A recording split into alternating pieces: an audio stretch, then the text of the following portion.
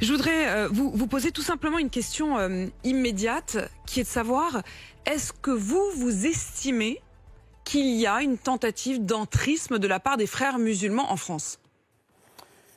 Tout d'abord, une petite remarque. J'ai jamais dit que ce rapport stigmatise les musulmans. Moi, je n'emploie pas souvent le mot stigmatiser parce que ce sont des mots qui ne signifient presque rien parce qu'on ne peut pas vérifier le sentiment de stigmatisation. C'est très difficile. Deuxièmement, le rapport, je remarque que le rapport rapporte des faits qui datent un petit peu. D'accord. Il s'agit de personnes qui n'ont plus d'influence aujourd'hui. Et vous savez que le paysage religieux, à l'image de notre monde, est un paysage volatile qui se déplace vite, de génération à génération. Aujourd'hui, les canaux de communication et la transmission de l'islam passent essentiellement par le numérique. C'est un monde vraiment chaotique, un lieu de désordre religieux. Aujourd'hui, l'encadrement religieux se fait essentiellement en dehors des mosquées, en dehors des organisations. Ça veut dire que pour vous, les frères musulmans, la question des frères musulmans, c'est déjà de l'histoire ancienne? Non, c'est un mouvement très difficile à qualifier parce qu'il est décentralisé, il y a l'organisation, il y a l'idée et l'interprétation de la religion. Donc il y a deux niveaux, l'organisation et l'idée. Mais l'idée, on ne peut pas censurer les idées religieuses parce que ce sont des interprétations de la religion qui échappent à la loi déjà.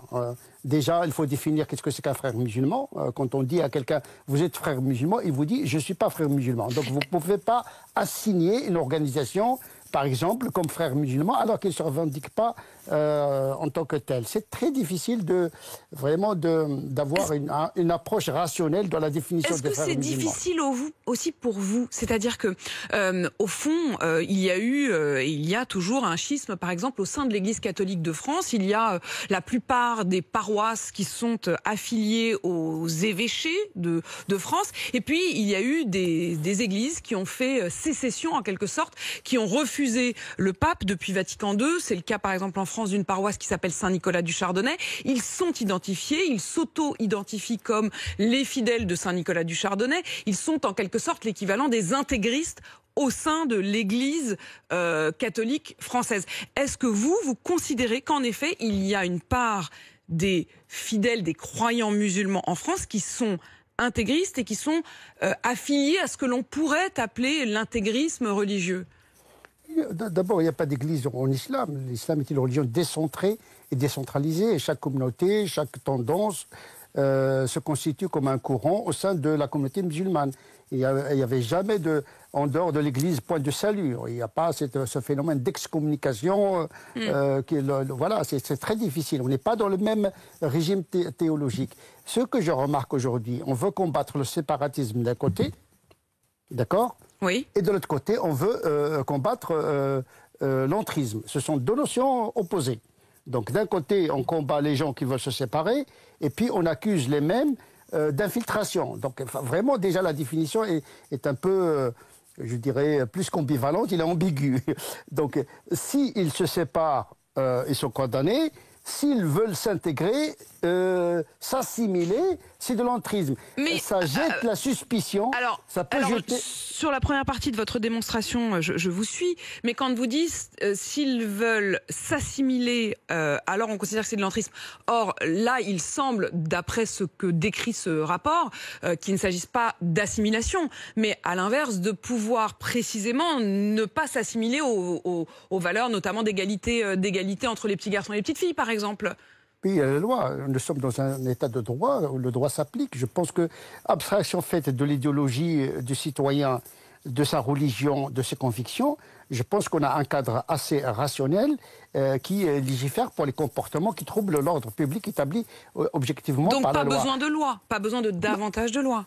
La multiplication de la loi affaiblit le droit. Je pense qu'il y a une inflation juridique. Au lieu d'appliquer ce que nous avons déjà comme loi, nous sommes en train de vraiment de multiplier des lois. Encore faudrait-il avoir les moyens de les appliquer. Parce qu'une loi, pour l'appliquer, il faut mobiliser beaucoup de leviers pour suivre l'application de la loi.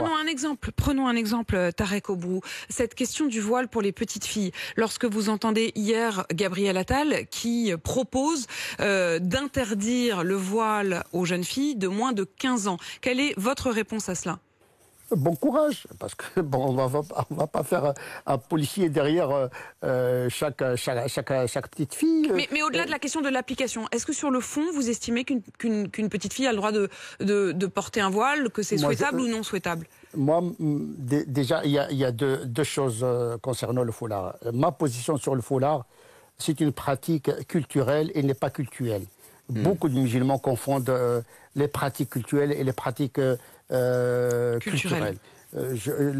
L'islam n'est pas venu pour légiférer pour les vêtements. Il y a la pudeur et chacun traduit la pudeur dans des variables sociologiques en fonction des cultures. Je pense que le foulard, pour moi, au niveau normatif, n'a pas cette valeur que les musulmans aujourd'hui lui donnent actuellement. Deuxièmement, moi je suis contre la limitation des libertés publiques tant qu'il n'y a pas de trouble public établi par la loi. Parce qu'on n'est pas dans l'état on n'est pas dans un pays des mollahs. On n'est pas là pour légiférer les vêtements des uns et des autres. C'est ça la difficulté aujourd'hui. Comment rester fidèle à notre philosophie du droit, à notre civilisation occidentale? On ne va pas reproduire les mêmes réflexes de nos adversaires, les régimes théocratiques qui légifèrent pour les vêtements des femmes.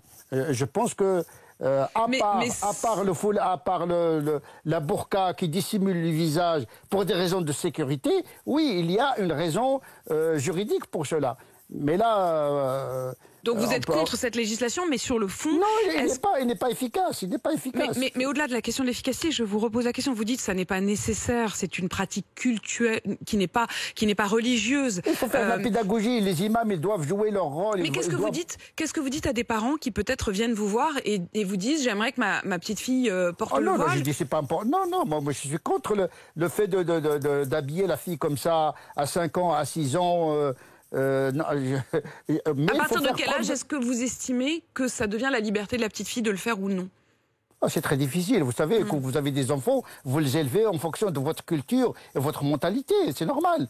C'est un droit garanti de transmettre les valeurs des parents aux enfants. C'est un droit inaliénable. Maintenant, est-ce que cette éducation contrevient à l'ordre public, au droit? Ça, c'est un autre... Tarek Obrou, vous dites, au fond, les frères musulmans, c'est presque de l'histoire ancienne. D'ailleurs, vous-même... Non, j'ai pas dit ça. Non, j'ai dit, il y a des faits dans le rapport qui datent un petit peu. D'accord. Les frères musulmans, aujourd'hui, sont en voie de disparition. Ils n'ont plus d'impact aujourd'hui. Parce que j'étais frère musulman, donc je sais de quoi je parle. Et pourquoi vous êtes parti? Pourquoi vous avez arrêté? Parce que idéologiquement parlant, je ne me vois pas dans cette vision de revendication, de visibilité. Donc, pour des raisons théologiques et canoniques, j'ai quitté ce mouvement parce que il n'est plus adapté à notre siècle. C'est une lecture périmée. Donc, j'ai évolué en tant que théologien et canoniste. Et la confusion entre l'islam civilisationnel et l'islam religieux, c'est le nœud du problème de l'islam en général. Ça dépasse les frères musulmans. Les frères musulmans, c'est un mouvement qui a mis en branle, qui a mis en mouvement une théologie politique classique. Les frères musulmans n'ont rien inventé. Le sunnisme, c'est déjà une tendance théologico-politique. Le chiisme également. Donc les frères musulmans, qu'est-ce qu'ils ont fait? Ils ont gardé la pensée classique, mais ils veulent l'adapter par des moyens modernes, tout simplement. Ils ont modernisé les moyens tout en conservant une pensée médiévale. Et effectivement, sur la question politique. Merci beaucoup, Tarek Obrou. J'ai encore une question à vous poser. Je ne sais pas si vous avez vu l'émoi en France autour de la mort du rappeur Werenoi, qui est mort samedi dernier. Il avait des millions de fans, notamment chez les plus jeunes en France. Et ces clips ont été retirés d'Internet et retirés de son compte YouTube. On ne peut plus y accéder. L'un des médias spécialisés dans le rap, Rap Plume, a mis comme message: Werenoi était musulman. Nous vous invitons à écouter le moins possible sa musique par respect pour sa foi. C'est aussi ce que disent, semble-t-il, ses proches. Est-ce qu'aujourd'hui, il ne faut plus écouter de la musique par respect pour la foi? Mais c'est quoi ce délire? C'est quoi ce délire? Moi, je n'ai pas à commenter ce délire. C'est un délire. Oui, c'est un délire de ne pas écouter la musique pour respect. C'est hors sujet. Merci beaucoup. Merci Tarek Obrou de répondre également sur cette question qui est donc affirmée au nom, soi-disant, de l'islam par les proches de Werenoi.